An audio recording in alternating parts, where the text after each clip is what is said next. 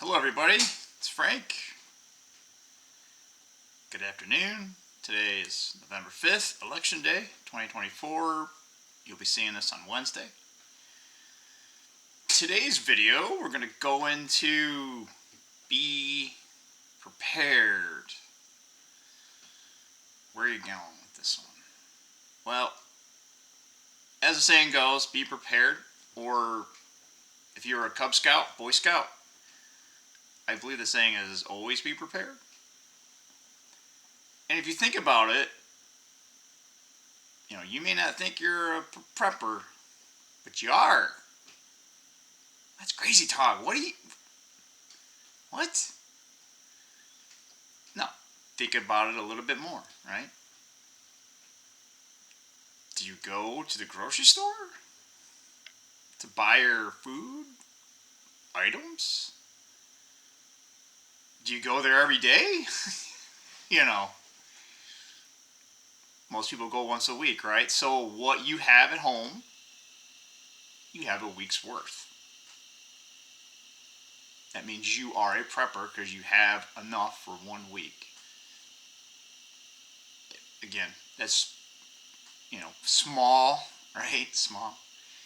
And then you go to the other extreme where, someone has some, old ICBM silo, and decking it out. And, okay. All right, doomsday prep, right? So a lot of, and that word has been, from my opinion, it's been dragged through the mud.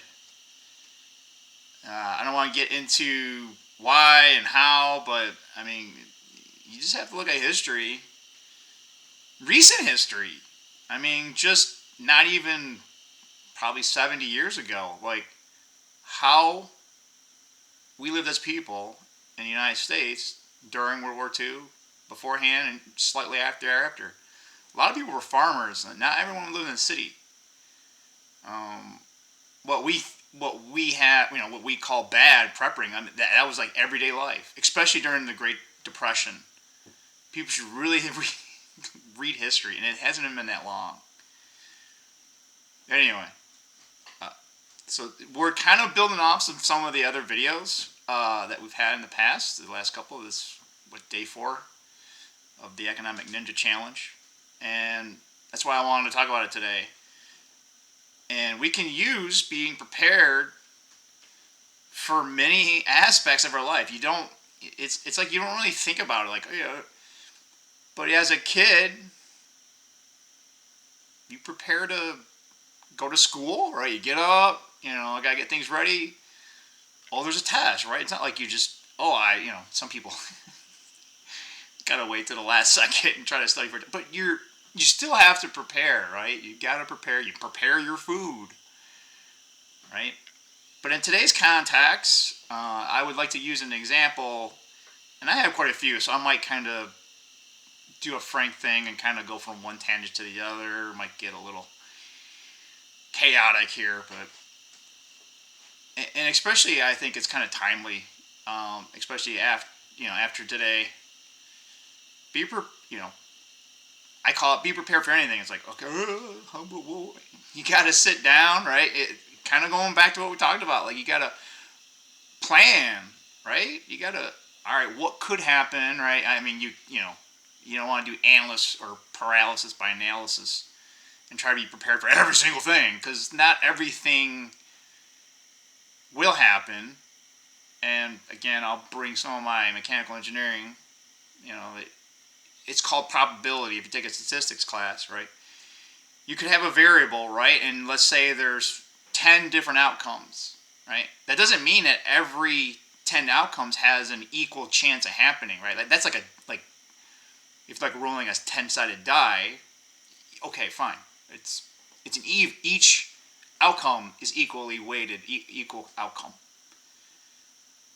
You could have a variable where, well, say 1 happens 80% of the time. You got the second one, only 10, and then you got some other ones that are like micro, like, hey, less than 1%, well, less than 1%. If you guys are, like, they call it Pareto, where you list out your variables and you list out by ranking probability of what happens. Yeah, I know, sorry. engineering me, right? But we can apply these things in life. We don't have to, oh my gosh, this sounds crazy. No, we can keep it basic. So as we prepare, right, we can use it in any, from my perspective, in any aspect of our life. You got to prepare to go to a trip. I got to go on vacation. You got to get ready for it. It sounds weird, but yeah, you do, right? And like I said, if you're a kid, you get ready for school. If you're an adult that has a job and you got to go, you got to prepare to go to work. You got to, you can't. But again, today's perspective, we'll talk more on like the financial side. And the example that I kind of use is I'll use the pre-COVID, back in 2009, 10, I got a little bit more serious, because I was going through, that's when I lost my job and all that type of stuff, right? Now, shortly after my divorce, right? So, that's kind of like a big turning point in my life. And then, just all the subsequent events that happened. But part of that time was like, hey, I don't want to be shocked by all this stuff, or at least minimize, right? Minimize damage, right? Minimize impact. Try to keep your peace, right? And part of that is like, all right, what kind of stresses you out, or what things can stress you out? And some things you can't control, right? But you can control how you look at an outcome, or if I do something more preparedness, that maybe that'll calm down my stress levels, right? So you go, all right, what those things are. But again, pre-COVID, I started like, all right, I don't want to have, I don't want to, part of it was also laziness. Because I don't know about you, but I hate all shopping.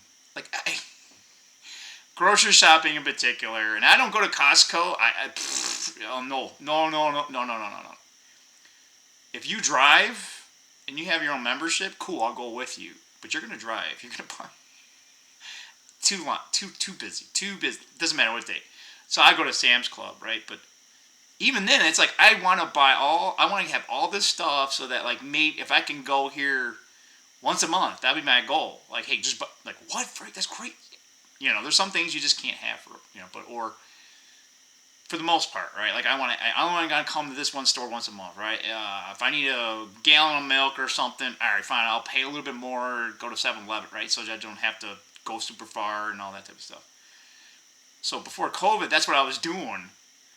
And because I got myself out of those financial disasters, like the one strategy that I had was like, all right, so I'm prepping. I don't want to go here that often. They have these Sam's Club deals, right? And it's like, oh, hey, that's on sale, and you save like $5 for this big pack of toilet paper. I'm using toilet paper in particular because that's what happened in 2020, right? Like, why toilet paper? I can tell you why, but it's not for the reasons that anyone think it is. So yeah, I'd be like, all right, you got a limit of 4, right?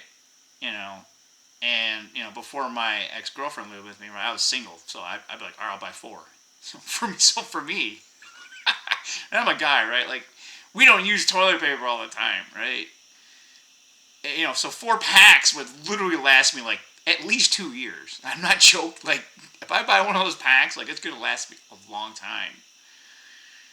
And then as they lived here, right, I'm like, all right, well, so I would never buy it any other day, right? I would wait. So I tried to do that with almost every item I would buy from Sam's Club. Some items just never go on sale, right? Like, most food and stuff like that. Every once in a while they have like, hey, it's $1 off. So, all right, limit ones, like, woohoo, right? But yeah, so I did that for years, right?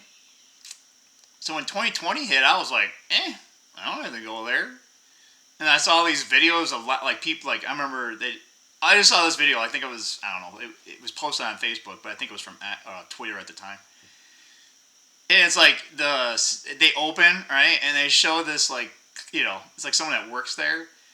I swear, it was like all these grown men or whatever. They had these carts, and it was like this. They were racing, like they're just like for me, like I remember doing it as a kid. I still do it. When I get out like Kroger or whatever. have all my shop, and I run it, right? And I get on there and go, wee! I don't care what anyone thinks about me. But going back to that one video, right? Who cares? It's fun. Come on, it's fun, right? It's fun. You gotta have some fun in this life. And I try. I gotta find wherever I can do it, right? But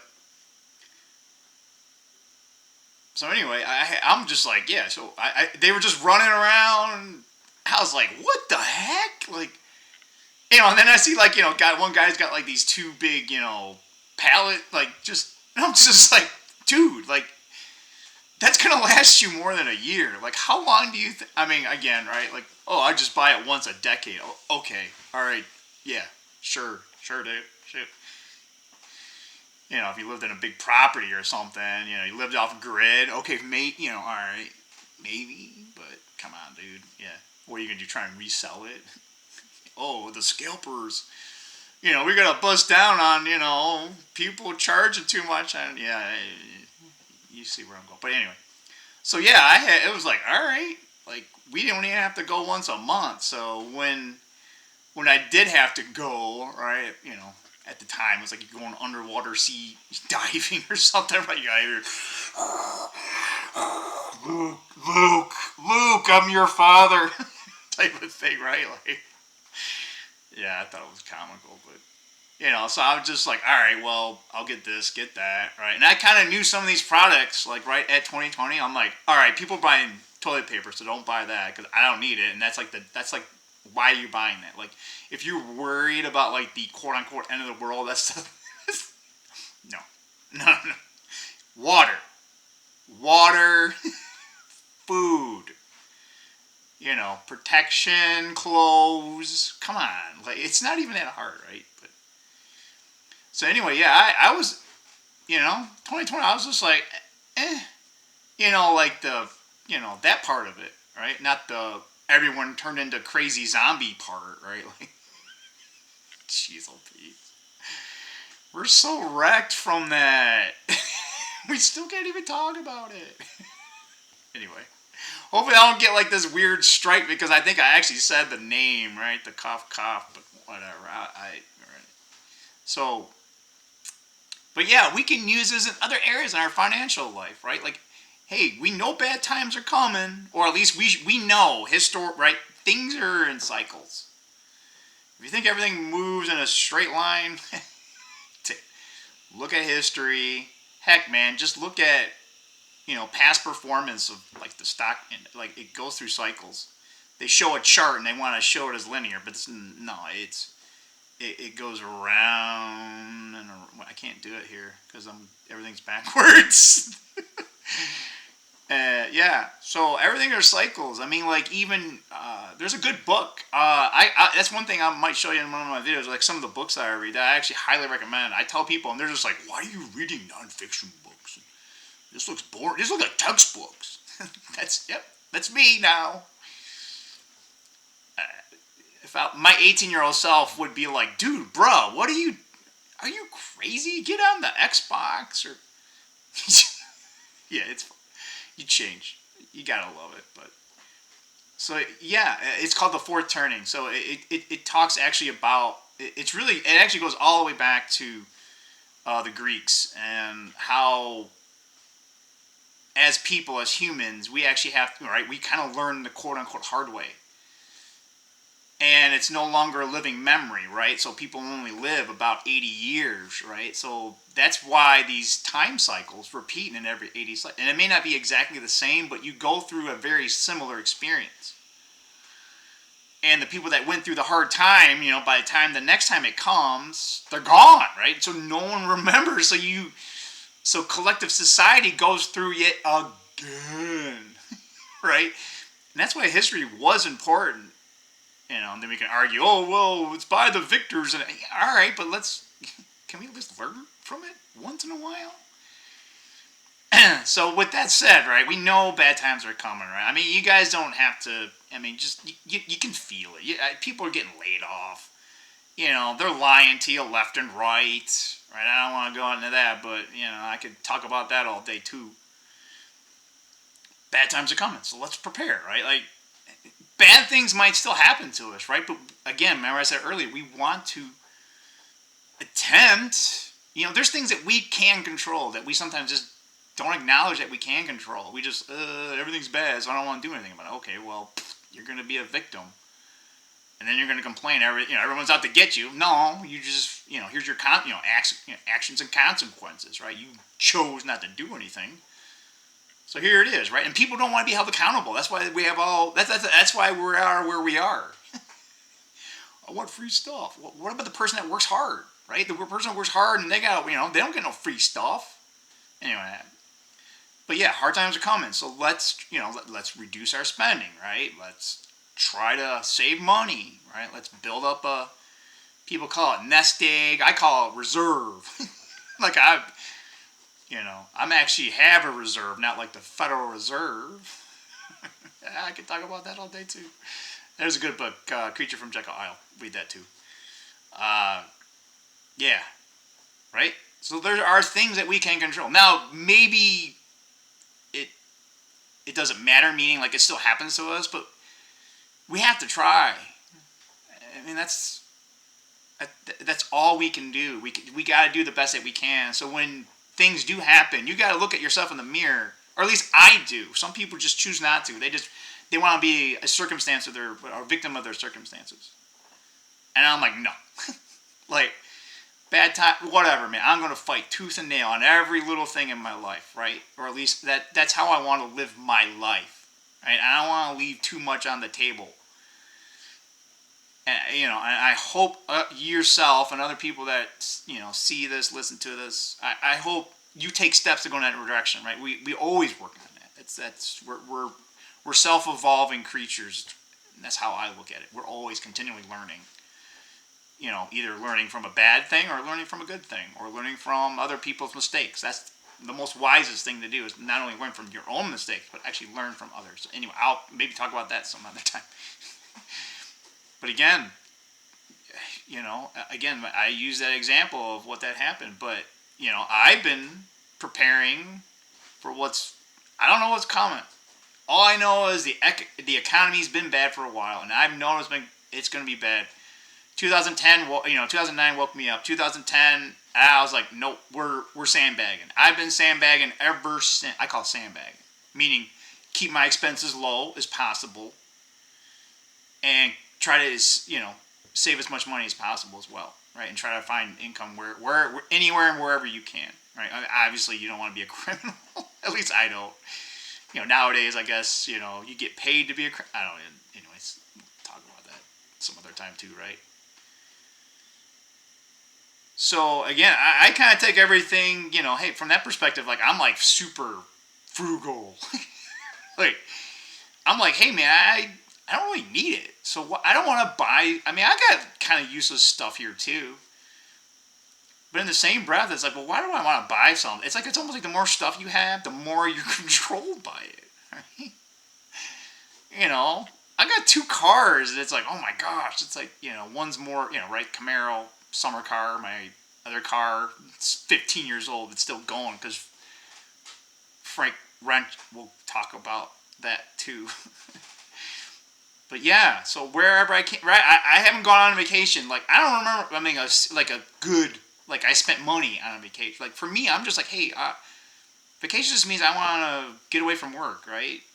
Like I'm the type of person that's like, hey man, I'd rather find a nice hiking trail, like in the Appalachia or something. Just walk. I know, boring. You didn't go to Hawaii? Well, Hawaii is like $6,000. Like, you know what I mean? Like that could be 3 more months if I lose my job, right? That's another thing. I don't have a safety net. I don't know about you guys. I don't have a safety net, right? Like my dad's been dead a long time, right? I was 23. I just got out of college. I don't have any other person, right? I don't have, right? I'm not like, hey, there's someone that can marry me and take all my problems away. But that's the thing, right? I can't retire, quote unquote, right now, right? So build your own safety net, right? I call it be your own hero of your own story. And to be honest, like if you read any of the good books or any of the good story, like there's only a few genres of stories that mankind has actually told itself. And one of them is that they call it the hero's journey.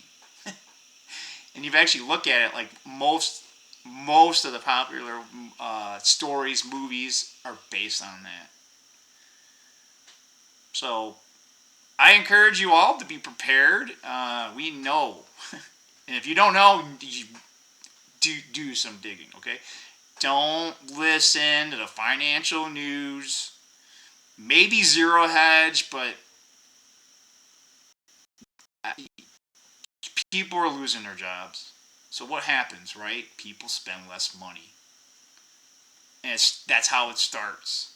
Because then less money going into businesses. If they don't have enough money, then it's this vicious cycle. And then then add more gas, meaning the federal government just keeps spending more than it actually brings in at an exponential rate. And what people don't understand is that's where the inflation's coming from. There's books on this. All the data we need, all the information, it's out there. It's just people either they look at it and go, "Oh, that's hogwash." They don't even consider it, right? I mean, maybe it is hogwash, right? But if you don't read both sides, like how can you be prepared? there you go, right? Like, so now this video is like 20 minutes over. Frank's been trying to get it down to 15, but I can talk about this stuff all day long. And I actually had other things that I went for a long walk, and I was like, oh, I could talk about this, I could talk about that. And I'm like, how can I keep it more focused to the last couple of videos? And then how can I make it more time, like, contextual, related? I don't know, I wasn't an English, I wasn't an English major, okay? But, yeah. Like, I want to keep it relevant, right? I want you guys to learn, I mean, from my experience, good, bad, or just this is what Frank the Tank did. And try to apply it where you can. And, definitely don't try to repeat my mistakes, right? But again, maybe sometimes that's what we need to do. I mean, sometimes at a societal level, we don't change until we have like an existential threat. And the question that you personally have to do is, well, how much of existential threat, right? How much pain do you think you need to wake up and change, right? I don't require too much. I mean, especially nowadays, like what has happened to me already. So now I look proactive. I look forward and go, all right, well, how is everything around me looking like in the future, right? And you'll get better at it the more you try to prepare. It's like anything. Like I said, I gotta do it. I gotta get in the trench, get my hands dirty. I don't know. Maybe that was how. I'm pretty sure that's kind of how my dad was, and probably that's how that's kind of the saying, the apple didn't fall too far from the tree, right? So, but that's just how my mind is. I'm a visual person, and I'm more like, hey, if I do it right. I'm also kind of old where it's like, hey, if I don't write it down, I'll forget. But if I write it down, I don't forget. Like, right? Know thyself, right? But yeah, let's prepare as best we can. The more you do it, the more. And again, you if you ask me, again, you don't have to overthink this or make it like, oh my gosh. Just start small and just think about it, because there's a lot of things in life that you're like, wow, actually, if I think about it, it's kind of being, it's slightly like I'm preparing for something, right? And we can just keep leapfrogging, learn that, and apply it where we can. So, with that said, I hope you enjoyed Frank's ramblings. And again, good afternoon. And you'll be watching this Wednesday, so I can't tell you to go out and vote because it's too late. Or at least by legal definition, it's too late. We'll just say that. Anyway, good day. Thank you for stopping by, and we'll see you soon.